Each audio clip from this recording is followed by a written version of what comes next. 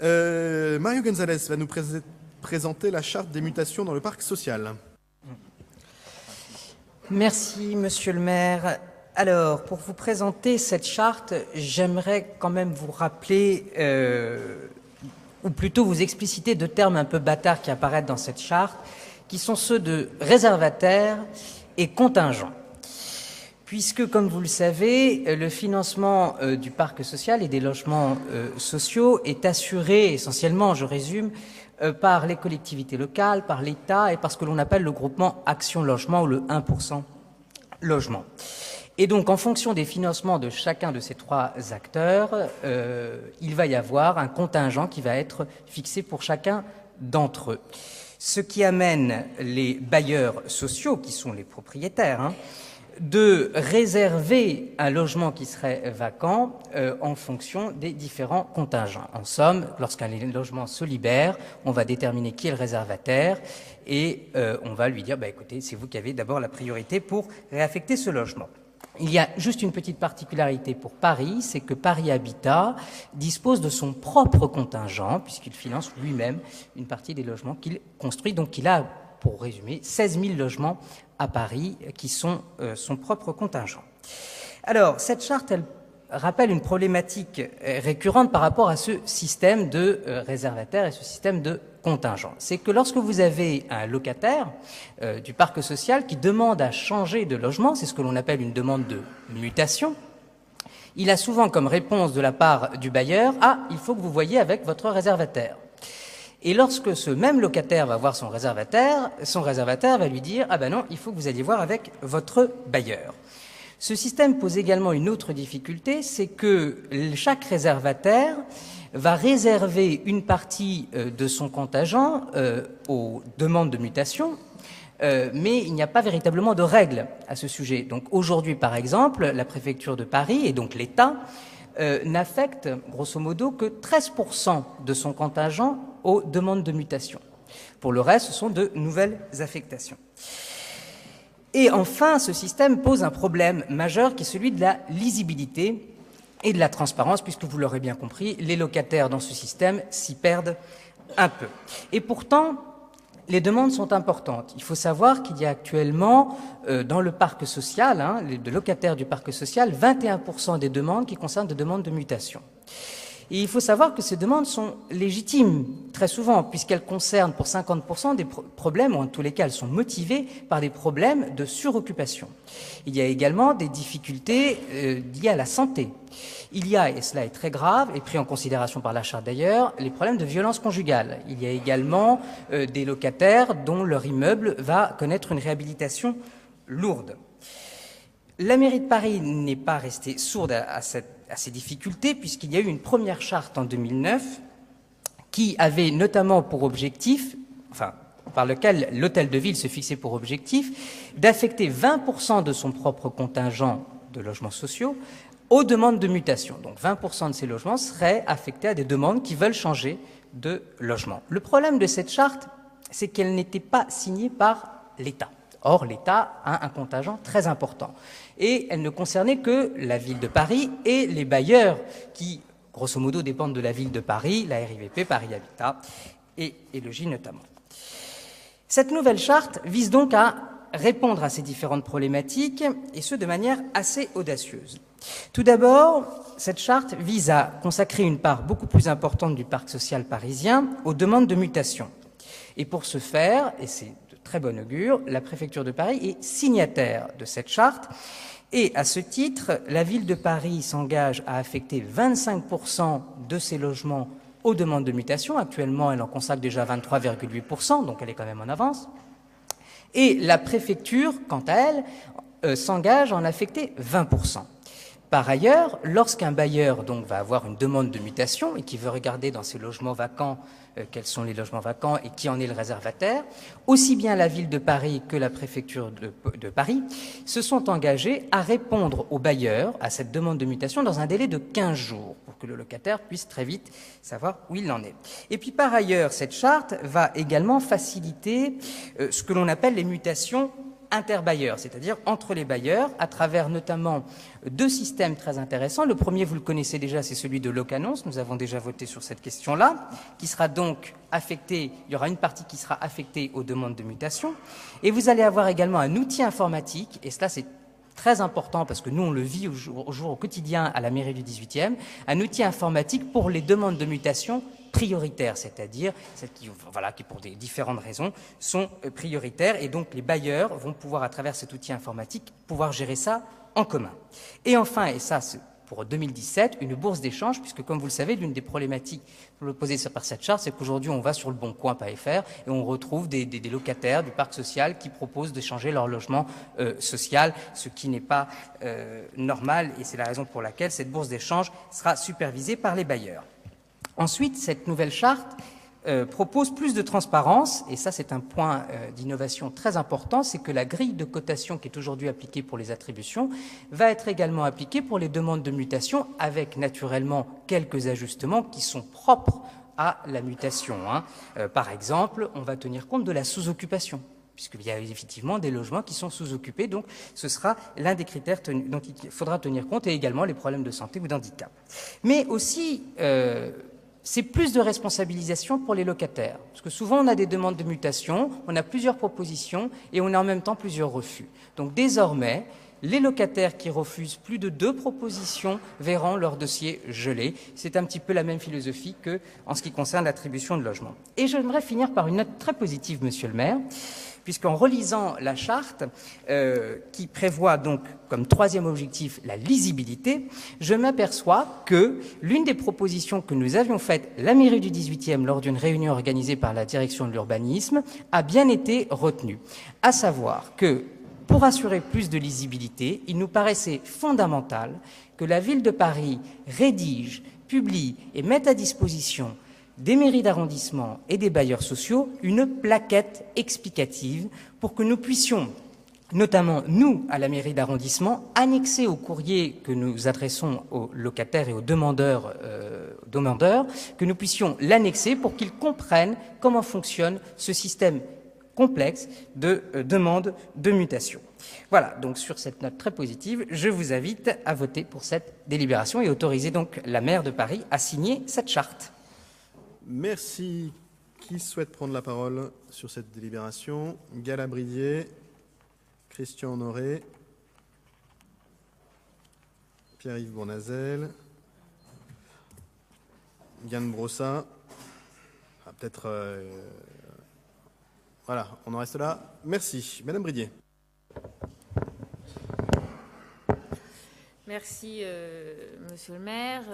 Merci, Mario Gonzalez, pour cette explication très didactique des questions de contingent, de réservataires. Effectivement, le logement social regorge d'une technicité et d'un jargon assez compliqué à comprendre pour l'ensemble d'entre nous, mais néanmoins très important. Et je pense que, et je souhaite au nom du groupe des écologistes souligner que nous accueillons très favorablement l'évolution de cette charte des mutations, son actualisation, le passage de l'objectif de 20% de mutation, donc sur le contingent, soit le quota de la ville, à 25%. Il est vrai que nous regrettons que cela ne soit pas le cas pour le contingent de l'État, même si je sais que en la matière, il y a également des évolutions par rapport à ce qui se passait dernièrement. Je serai brève parce que vous avez donc évoqué la majeure partie des choses. Je pense qu'il faut également se féliciter de l'accent qui est mis sur le traitement donc de la sous-occupation et donc de la situation de généralement de toutes ces personnes âgées dont les situations individuelles et familiales ont évolué et se retrouvent seules dans des gros logements et vont pouvoir se voir proposer plusieurs logements, même au-delà de 2 propositions, pour être en meilleure adéquation à leur portefeuille et à leur situation individuelle. Je me permets quand même à l'occasion donc de cette charte des mutations de rappeler une position des écologistes de longue date qui serait celle de la suppression des contingents. C'est quelque chose qui pourrait être imaginable, mais cette innovation n'a pas encore été retenue dans les diverses lois logement des années précédentes. On pourrait fonctionner de manière différente, de manière beaucoup plus souple, lisible, en termes simplement d'objectifs, en fonction des financeurs du logement, ce qui serait beaucoup plus simple pour les demandeurs de logement déjà logés dans le parc HLM, qui effectivement jusqu'à maintenant se voient vraiment prisonniers de la question des contingents. Voilà, j'exprime aussi une volonté, une attente forte des écologistes quant à cette charte des mutations, c'est qu'elle soit signée par l'ensemble des bailleurs parisiens présents sur le territoire parisien et non pas seulement par les bailleurs de la ville, puisque cela serait privé, en tout cas exclure une grande partie du patrimoine de logements sociaux sur le territoire parisien. Et enfin, nous souhaitons qu'au cours de ce mandat, si ce n'est pas très prochainement, que l'ensemble des acteurs qui donc ont des contingents de logement, et notamment Action Logement, soient également signataires de cette charte et puissent, sur leurs attributions, aussi participer à la mobilité résidentielle des Parisiens. Voilà, je vous remercie. Nous voterons ce texte, bien évidemment, pour toutes les avancées qu'il comporte. Merci, Monsieur Honoré, puis Monsieur Bournazel. Oui, Monsieur le maire. Je prends la parole en premier et ensuite Monsieur Bournazel. Moi, je voudrais relever un petit point. Monsieur Gonzalez a été, paraît-il, didactique, mais il n'a pas été tout à fait complet. Monsieur Bournazel reviendra sur la question de manière un peu plus ample. Je voudrais attirer votre attention sur les 3 principaux motifs de demande d'échange des ménages domiciliés à Paris sont 50% des demandeurs d'échange logements trop petits, ça, parfait. Il y a ceux qui ont une habitation parce que l'appartement est trop grand, parfait. Et puis, il y a tout de même le quart de la population des demandeurs qui partent pour des motifs d'environnement et de voisinage. Pourquoi ne l'avez-vous pas cité? Pourquoi n'avez-vous pas dit qu'un quart de la population veut partir du logement social, où ils sont, pour un autre logement, un quart pour des problèmes de voisinage? Parce que ça vous gêne. Et qu'au contraire, moi, je vais le dire brut de décoffrage, ce n'est pas les gens. On pourrait avoir un débat de savoir pourquoi il y a des locataires qui, au motif de problèmes de voisinage, veulent partir. Eh bien moi, voyez-vous, je reprendrai une idée de Pierre Bournazel et je dirais que ceux qui voudraient partir, ce sont plus ceux qui créent les problèmes que ceux qui en sont les victimes, parce que c'est de cela dont il s'agit. C'est de cela dont il s'agit en grande partie. Et nous recevons des locataires. Et nous voyons bien que parfois les gens veulent partir parce qu'il y a des problèmes de voisinage. Eh bien ça, c'est significatif parce que vous avez raté la diversité. Et il n'est pas normal que 25% de personnes veuillent partir à cause de problèmes de voisinage. Et ça, vous ne l'avez pas dit. Parce que vous savez que ça, c'est un point particulier. Vrai. Et puis, puisque j'ai la parole, je voudrais qu'on a parlé du scoring, de l'attribution des logements, je voudrais répéter que le fait que je participe à la commission d'attribution des logements, de la désignation, merci, de la ville de Paris, enfin on m'a compris ce que je voulais dire, n'implique pas qu'il y ait validation de ma part de ce système. Hein, on est bien d'accord. Nous en parlerons en un autre moment et en autre lieu, mais bientôt. Mais je veux le préciser parce que je ne voudrais pas qu'un des arguments soit de dire, pour parler bref, M. Honoré est à la commission, il n'a rien dit, donc il cautionne. Non, pas du tout. Je fais cette petite parenthèse pour qu'on n'y revienne pas. Voilà. Mais, pardonnez-moi, M. Gonzalez, mais ce que je voulais dire, et je voulais attirer votre attention sur 25% de la population part pour des problèmes de voisinage. Voilà. Monsieur Bournazel. Merci, Monsieur le maire.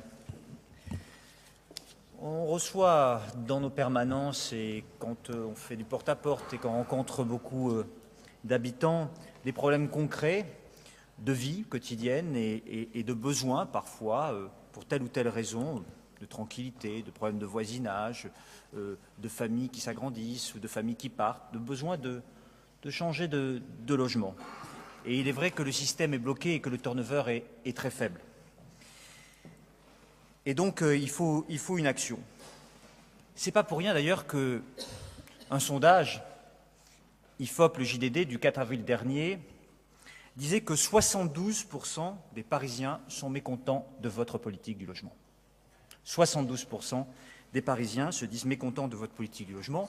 Autant ils peuvent donner un satisfecit sur l'animation culturelle ou sur un certain nombre de sujets comme l'architecture, autant ils sont très mécontents de la politique du logement qui est menée.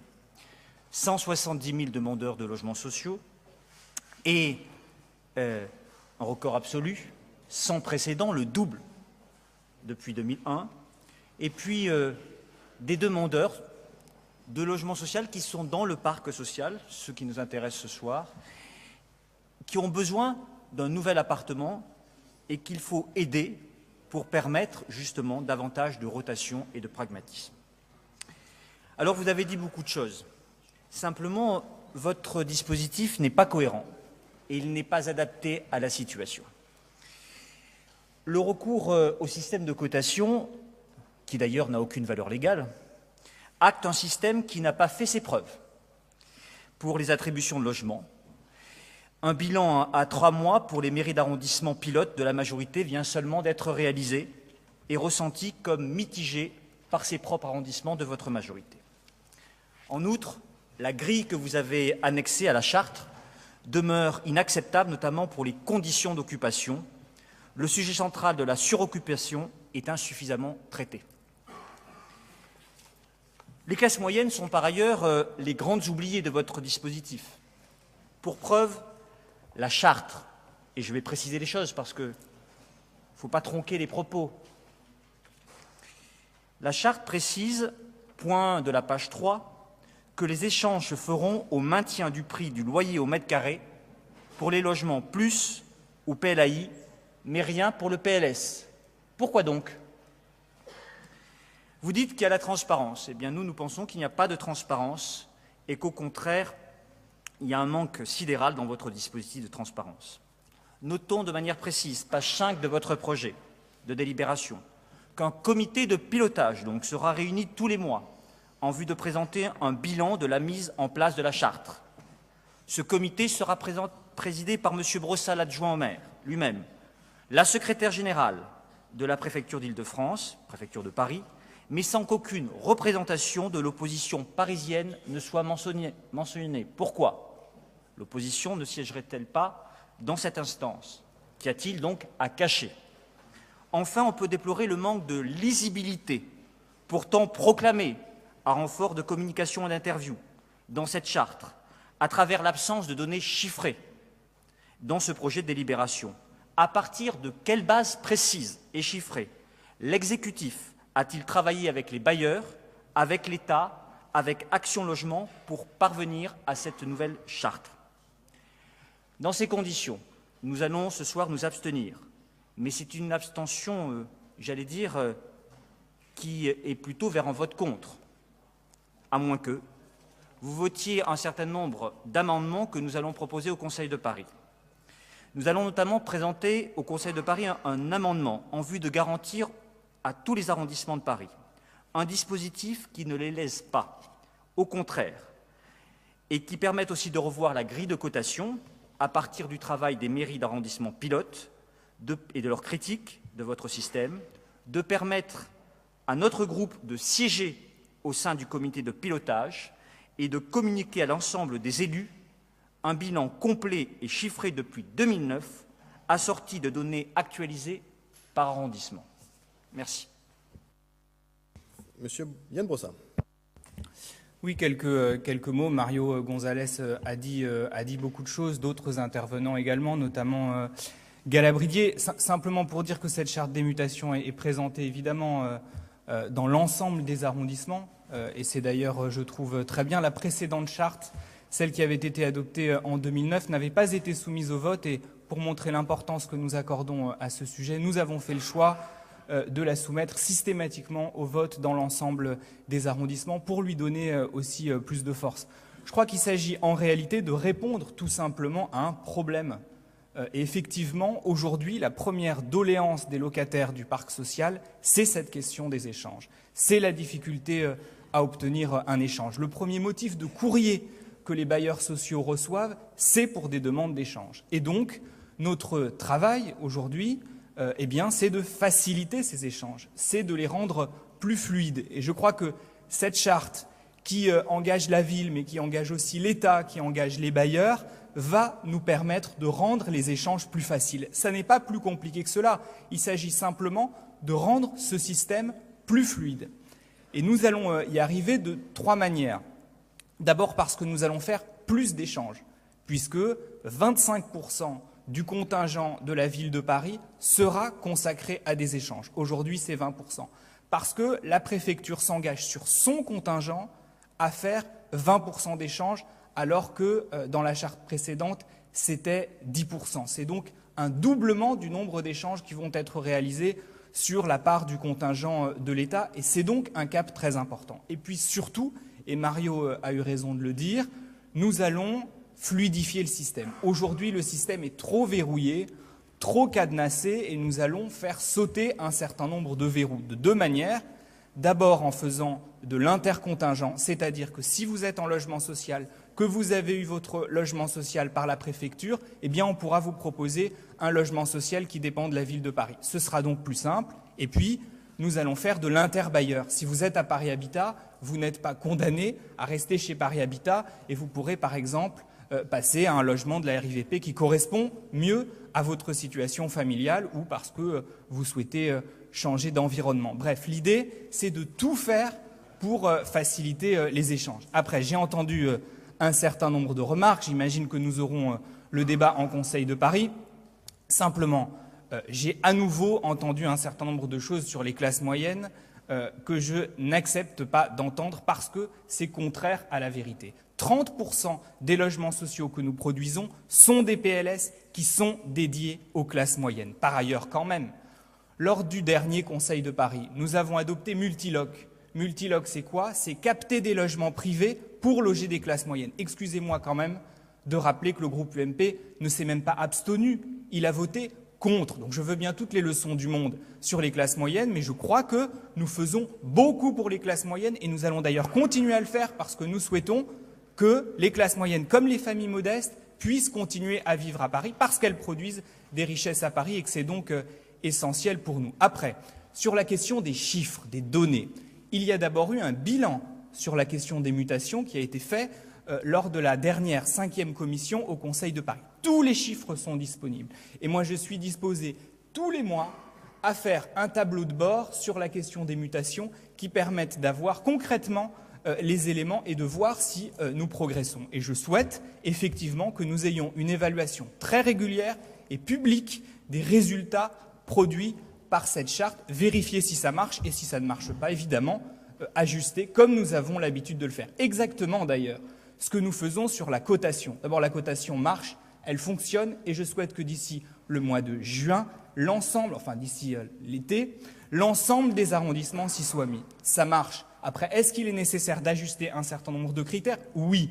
Et nous allons le faire. Michel Nerneuf nous a fait un certain nombre de suggestions, notamment sur la prise en compte des situations d'insalubrité. Nous allons les intégrer à la grille de cotation pour nous permettre de tenir compte de cet élément-là qui concerne effectivement bon nombre de demandeurs. Je crois que c'est une manière moderne de faire des politiques publiques. On met en place un certain nombre d'éléments, on évalue et on ajuste quand c'est nécessaire. Je crois que c'est comme ça qu'on progresse de manière un peu humble, mais je crois que c'est ce qu'il y a sans doute de plus efficace.